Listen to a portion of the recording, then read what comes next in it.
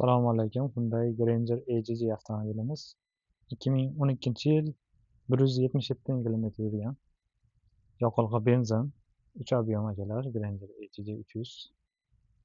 Narxi 5.600.000 won. Dollarga $3.900 to'g'ri keladi. Mashinamizni ayblariga kelsak, shu faralari sarg'ayib qolgan shu yer. Ikkalasi ham oldi. Shu bitta aybi shu.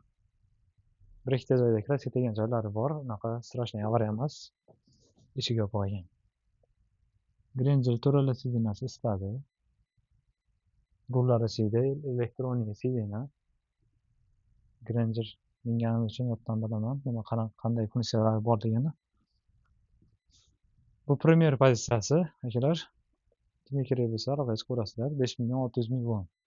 Balon holatlari ham yaxshi. Kimga link kerak bo'lsa tashlab beraman. Panoramasi bor akalar, buni panoramasi tom bor.